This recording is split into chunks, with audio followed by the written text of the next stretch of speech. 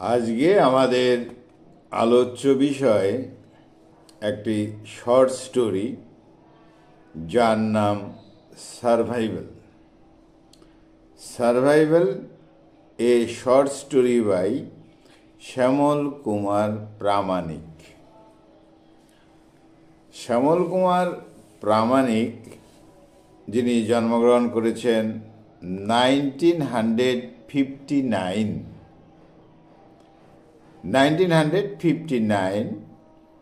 একজন chief writer তিনি। Bengal or Bangla Dalit literature. তাহলে শ্যামল কুমার প্রামাণিক তিনি বেঙ্গলি লিটারেচারের একজন বিশেষ লেখক। বাংলা দলিত লিটারেচার বিশেষ করে তার লেখা এই শর্ট স্টোরি সারভাইভাল। এই শ্যামল কুমার প্রামাণিক তিনি হিস্ট্রিতে এমএ করেছিলেন, আর তিনি রিটায়ার্ড করেছিলেন from reserve bank of India. তাহলে স্বাভাবিকভাবেই তিনি রিজার্ভ ব্যাঙ্ক অফ ইন্ডিয়াতে কাজ করতেন। হি রাইট শর্ট স্টোরিজ, ছোট গল্প তিনি লিখতেন, নভেল লিখেছেন, পোয়েট্রি লিখেছেন। তার লেখার মধ্যে caste is the main issue of his fiction. Caste is the main issue of his fiction.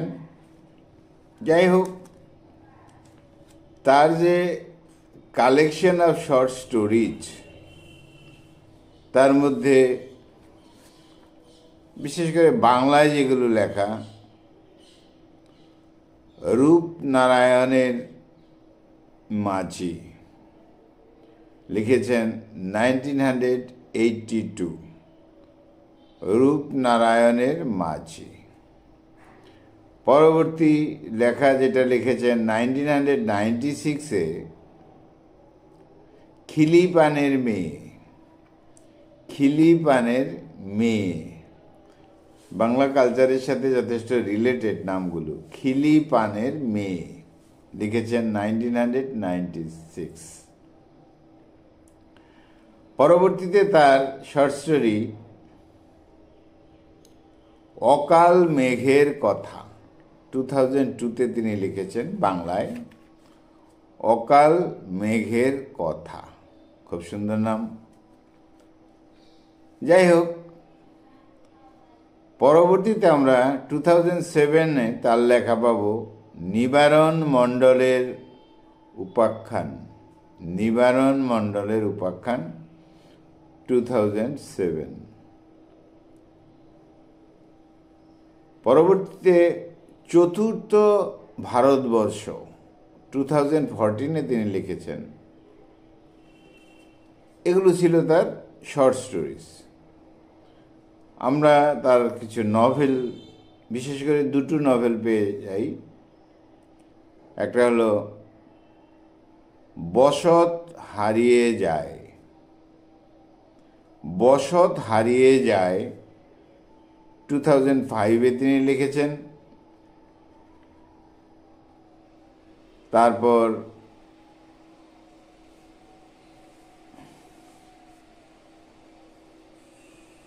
বিকান্তপুরের কথা 2007-এ লিখেছেন। কিছু কবিতা তিনি লিখেছেন, যেমন রৌদ্র ঝরছে। রৌদ্র ঝরছে 1992-তে লিখেছেন। কবিতার বিষয়ে বলছি।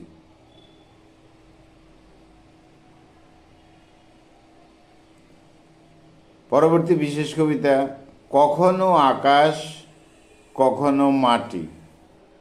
কখনো আকাশ কখনো মাটি 1994-এ লিখেছেন। এইভাবে তিনি তার কবিতা এবং তার কবিতাগুচ্ছ প্রকাশ করেছেন। যেমন তার বিশেষ লেখা 2000-এ যেটা প্রকাশ করেছিলেন সেটা হলো আগুনের বর্ণমালা। খুব সুন্দর, আগুনের বর্ণমালা 2000-এ তিনি লিখেছেন। তাহলে এইসব কবিতা তার ছিল, অর্থাৎ শ্যামল কুমার প্রামাণিকের লেখা। তিনি রিসার্চ বুক লিখেছিলেন, সেটা হলো তফসিলি জাতি ও আদিবাসী। 2017-এ লিখেছিলেন তফসিলি জাতি ও আদিবাসী, দলিতদের কথাই লিখেছেন। তাহলে শ্যামল কুমার প্রামাণিক তার যে লেখালেখিগুলো, rights on social and political values, তার লেখালেখির মধ্যে সামাজিক বিষয়গুলো তো ছিলই, আর দলিতদের কথা ছিল, সেটা তো বলাই হলো, পলিটিক্যাল বিষয়গুলো থাকতো। তবে বিশেষ লেখা তার এই দলিত লিটারেরি টেক্সট এবং সাধারণ মানুষের কথা লিখতেন শ্যামল কুমার প্রামাণিক। এখন কথা হলো সারভাইভাল নিয়ে কথা, ছোট গল্প সারভাইভাল। পুনরায় যারা বেঁচে থাকে কষ্ট করে, সংগ্রাম করে, সারভাইভাল। এখানে Rampur village is inhabited mostly by Bagdi and Bauri people. বাংলায় দলিত অর্থাৎ বেঙ্গলে দলিত মানুষদের কথা বলা হয়েছে, বাগদি এবং বারুই পিপল তাদের কথা বলা হয়েছে। সেখানে আপার কাস্ট ব্রাহ্মণ, এখানে ইউজ করা হয়েছে বামুন, উচ্চ শ্রেণীর বামুনদের কথা বলা হয়েছে, অ্যান্ড কায়েত ফ্যামিলিসের কথা বলা হয়েছে। তাহলে একদিকে Bagdi, Barui, lower caste people বলা হয় সো কল্ড, অপরদিকে আপার কাস্টে যারা, তারা হলো বামুন, তারা হলো কায়েত ফ্যামিলিস, তাদের কথা তুলে ধরা হয়েছে সারভাইভাল এই ছোট গল্পে। এখানে একটা সোশ্যাল ইকোনমিক্যাল বিষয় তো রয়েছে স্বাভাবিকভাবেই। এখানে প্রোটাগনিস্ট নিরাপদ মণ্ডল স্বাভাবিকভাবেই তার জীবনে যথেষ্ট ঝুঁকি থাকে, আর স্ট্রাগল তো যথেষ্ট তার জীবনে। বিভিন্ন ঘটনার মধ্য দিয়ে এই ছোট গল্প স্ট্রাগল ফর সার্ভাইভাল, অর্থাৎ survival, the story is the story of struggle for survival. Character নিরাপদ মণ্ডল, গ্রাম রামপুর ভিলেজ। এখানে বাগদি এবং বাউরি, বাগদি এবং বাউরি দলিত পর্যায়ে পড়ে তারা, সোকল্ড। আর আপার কাস্টে যারা আছে তারা হলো বামুন এবং কায়েত ফ্যামিলি, এদের নিয়েই কথা। যাই হোক, এখানে তাদের পোভার্টি, তাদের সামাজিক কাজকর্ম এইসবের কথা রয়েছে, অর্থাৎ বাগদি অ্যান্ড বাউরি কমিউনিটিসদের। তাহলে survival is a short story by Shyamal Kumar Pramanik.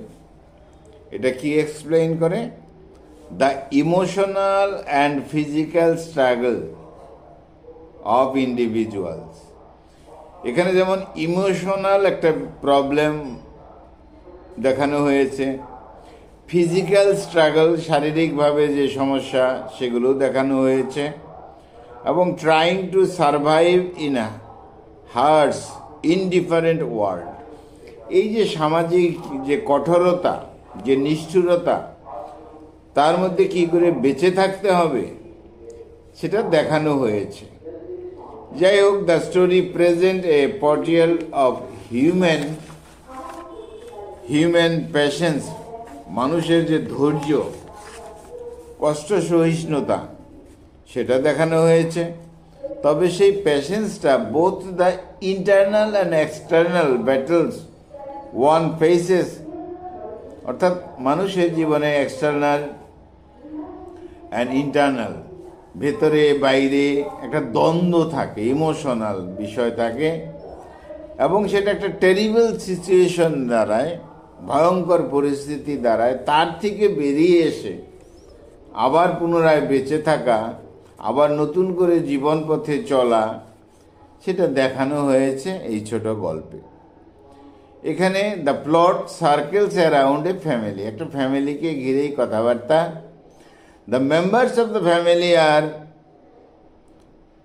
Continuing cruel hardship, তাদের জীবন খুব কষ্টের মধ্যে যায়। Due to a natural disaster, প্রাকৃতিক যে ডিজাস্টার, ধ্বংস, সেরকম প্রবলেমও এখানে দেখানো হয়, অর্থাৎ সামাজিক প্রবলেমও দেখানো হয়, আবার এখানে ন্যাচারাল প্রবলেম আর ন্যাচারাল ডিজাস্টার এইসব দেখানো হয়, সেই নিয়ে স্ট্রাগল।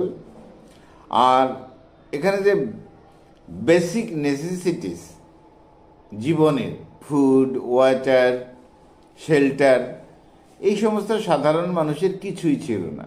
খাদ্যের অভাব ছিল, জলের অভাব ছিল, শেল্টার, আশ্রয়ের অভাব ছিল, দেখানো হয়েছে। তাহলে এক্সট্রিম একটা সার্কামস্টেন্সেস, এখানে চরম একটা পরিস্থিতি দেখানো হয়েছে। আর প্রাইমারি অবজেক্টিভ যে বিষয়টা, তাদের ফ্যামিলি মধ্যে এটা দেখানো হয়েছে বিষয়টা, ফ্যামিলির কমফোর্ট, লাক্সারি, এই সমস্ত একটা প্রত্যাশা তো দেখানো হয়েছে। অর্থাৎ প্রত্যেক পরিবারের মানুষ কমফোর্ট চায়, লাক্সারি চায়, সব কিছু নর্মাল চায়, অ্যাবনর্মাল কিছু চায় না, সেরকম একটা বিষয় দেখানো হয়েছে। এখানে যেন দেখানো হয়েছে tension between human desires and the harsh reality of survival. একদিকে হিউম্যান ডিজায়ার্স দেখানো হয়েছে, মানুষের যে আকাঙ্ক্ষা, প্রত্যাশা, সেটা দেখানো হয়েছে। সাথে সাথে দেখানো হয়েছে যে কতটা কষ্ট, কতটা স্ট্রাগল, এবং তার রিয়েলিটি অফ সার্ভাইভাল, কতটা কষ্ট করে মানুষকে বেঁচে থাকতে হয়, দেখানো হয়েছে। অর্থাৎ ফাইট ফর এক্সিস্টেন্স, বেঁচে থাকার জন্য ব্যাটল, যুদ্ধ, ফাইট দেখানো হয়েছে। এখানে প্রোটাগনিস্ট একজন বাবা, a father, is particularly focused on protecting his family. স্বাভাবিক একজন বাবা, ফ্যামিলিটা দেখানো হয়েছে, তো তিনি স্বাভাবিকভাবেই চাচ্ছেন প্রোটেক্টিং হিজ ফ্যামিলি, ফ্যামিলির সবাইকে, পরিবারের সদস্য সবাইকে প্রোটেক্ট করে রাখবেন। এনশিওরিং দে সারভাইভ, কী করে পরিবারের সবাই বেঁচে থাকবে এই কষ্টের মধ্যে, সেটা দেখানো হয়েছে। এবং তার জন্য এই ফাদার যে ক্যারেক্টার, তার স্যাক্রিফাইসিং, তার যে আত্মত্যাগ, সেটা দেখানো হয়েছে এই ফ্যামিলির ওয়েলবিংয়ের জন্য, পরিবারের সুখ সুবিধার জন্য।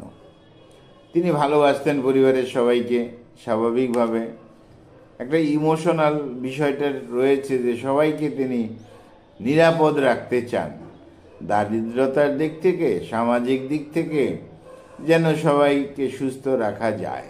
যাই হোক, এখানে তার জীবনে একটা চ্যালেঞ্জ রয়েছে, ফাইন্ডিং ফুড, কি করে খাবার সংগ্রহ করবে সে বিষয় দেখানো হয়েছে। Dealing with the loss of resources, তার যে ক্ষতি হয় সেই সব বিষয়গুলো থেকে কি করে মুক্তি পাওয়া যায় তা দেখানো হয়েছে। এখানে ন্যাচারাল ডিজাস্টারের কথা রয়েছে। তাছাড়া ফ্যামিলি মেম্বারদের সাইকোলজিক্যাল অ্যান্ড ইমোশনাল চেঞ্জেস, এইসব বিষয়েও কথা বলা হয়েছে, সাইকোলজিক্যাল অ্যান্ড ইমোশনাল চেঞ্জেস। তাহলে এই Shyamal Kumar Pramanik uses vivid imagery and symbolism ব্যবহার করেছেন to highlight the instinct for survival, বেঁচে থাকার জন্য যে সংগ্রাম, সেটাকে দেখার জন্য ইমেজারি, সিম্বলিজম দেখানো হয়েছে। আর পরিবারের যে the struggle is not external but internal as well, এইভাবে দেখানো হয়েছে। অর্থাৎ ভিতরে বাইরে যে স্ট্রাগল মানুষের জীবনে দেখানো হয়েছে।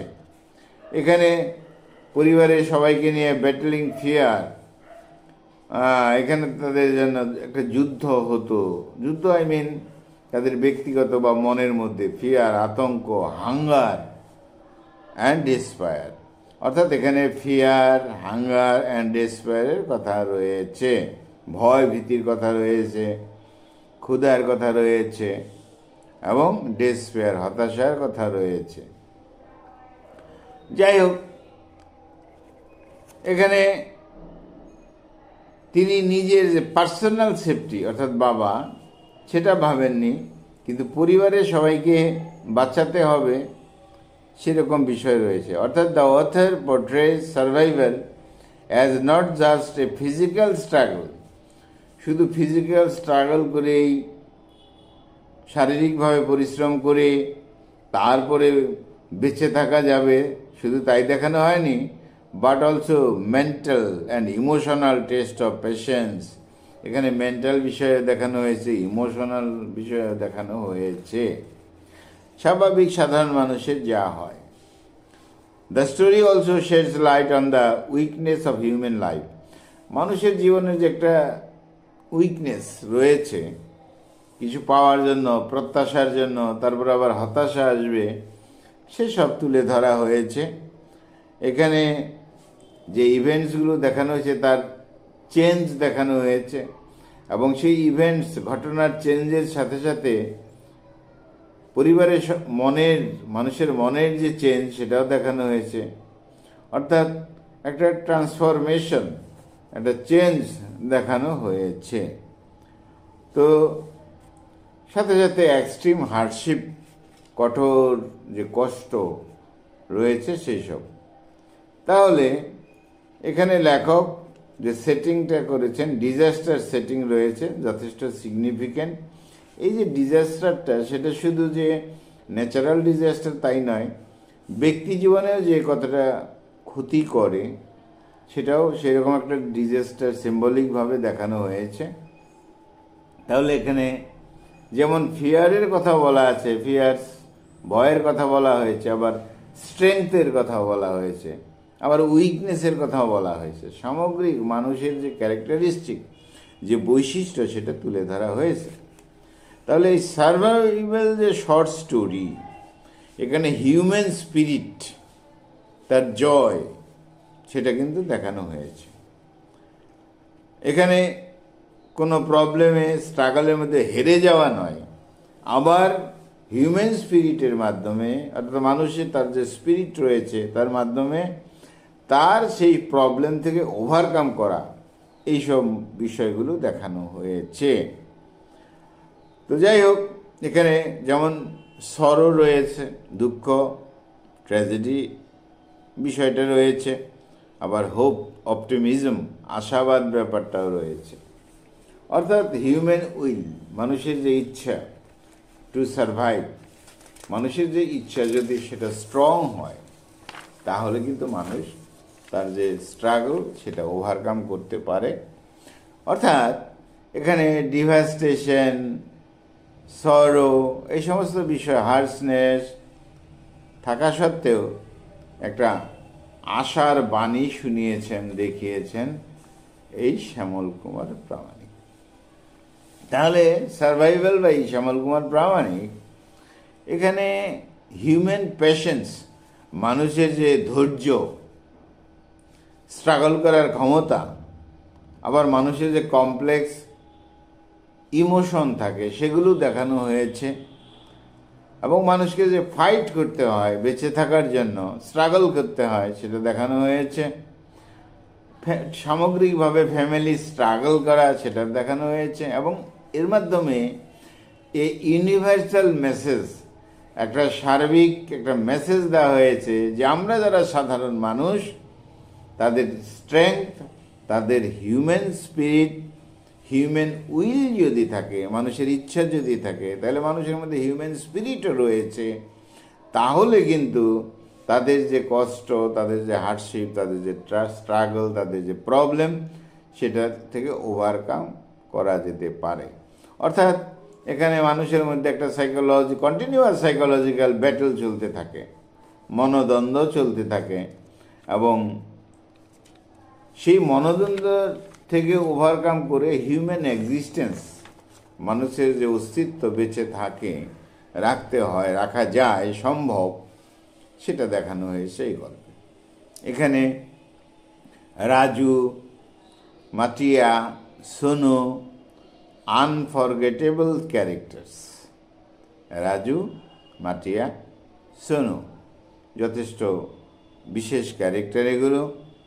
এখানে সার্ভাইভাল শর্ট স্টোরির মধ্যে যেন একটা প্রত্যাশা জাগিয়ে দেয়, শ্যামল কুমার প্রামাণিক জাগিয়ে দিয়েছেন যে মানুষ যে কোনো স্ট্রাগলে পড়লেও